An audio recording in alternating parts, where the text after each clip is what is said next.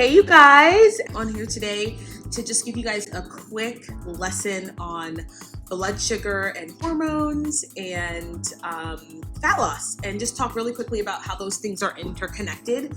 I've been talking to a few of my clients about balancing their hormones and how to do that with your blood sugar. So I want to talk about that, and then I want to talk about how to make sure your blood sugar is balanced and the relationship between your blood sugar, fat loss, and your hormones. So many of us have experienced maybe like super heavy periods or like extreme cramps or debilitating cycles, and actually I've been there.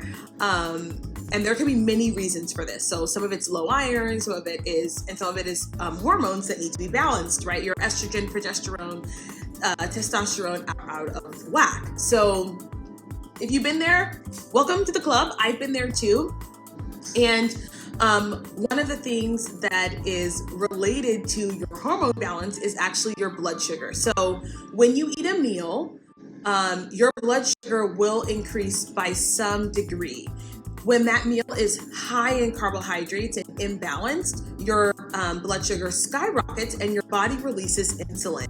And insulin is actually, you guys, bodybuilders use insulin to help them promote growth hormones. One of those hormones is actually estrogen and progesterone. So if you're in a chronic state of high insulin, that means that you're constantly eating high carbohydrate meals versus balanced meals.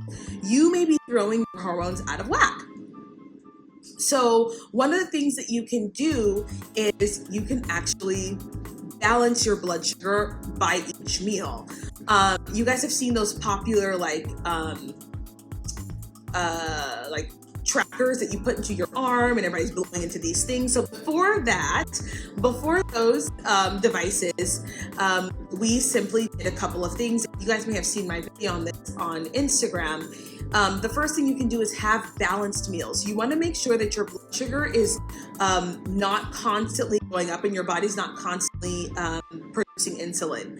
This can create insulin resistance, which is actually a problem with fat loss. When people say, I can't eat carbs, that's what's happening, is that they've overdone it essentially, and their body doesn't know what to do with them. So make sure that you're having balanced meals.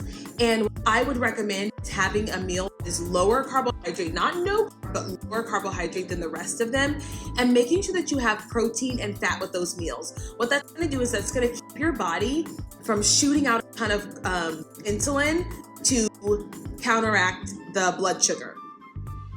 Okay, that the blood sugar spike that's happening from your food. So understand that one of the main things you can do to actually support your hormone balance is actually maintaining a proper blood sugar throughout the day, like a decent blood sugar throughout the day. I've made this mistake too, where I'm constantly like snacking on fruit and constantly snacking on like rice cakes and higher carbohydrate things. And I noticed that my cycles are worse when I do that. And so instead of that, I try and focus on high protein snacks. So like when I was eating dairy, I did a lot of Greek yogurt, like chomps, turkey sticks, beef sticks, a lot of turkey lettuce wraps that I would make. If I did fruit, I balance that out with some kind of meat, nuts with it, or I snack on like nuts and seeds. So things are not going to send my blood sugar through the roof, but going to help me maintain balanced blood sugar. That has been huge. So if you're struggling, you're thinking, my hormones might be a little off, definitely try that. The other thing is, and I talked about this before, and I've done this with my clients who have diabetes and who have reverse diabetes, is walking after your meals or cleaning after your meals. So when I have dinner, I usually have to take my dog out. So after I eat dinner, I take my dog out, and that helps my body balance my blood sugar. So this is one of the reasons why people say it's not healthy to go to bed right after you eat, because you can just your body into a huge sugar rush, and it doesn't have time to actually bring itself down. So you want to be careful. There's nothing wrong with eating late at night. I eat at night sometimes when I have clients, but you want to be careful about doing that. And you guys know my clients eat, we have carbs at breakfast, lunch, and dinner, or some of them move their carbs to lunch and dinner and have a low carb breakfast or a low carb dinner. And that's a you to keep your blood sugar balanced. So anyway, I wanted to quickly come on here and share that with you guys because I wanted to, my meat is burning. My asparagus is, hold on, let me go.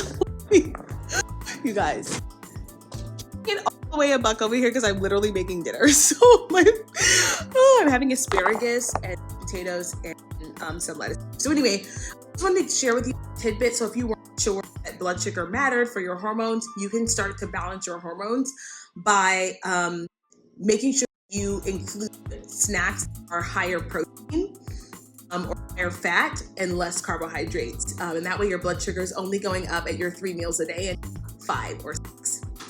All right, you guys, if you enjoyed this video, please leave a comment below. And yeah, I'll see you next week.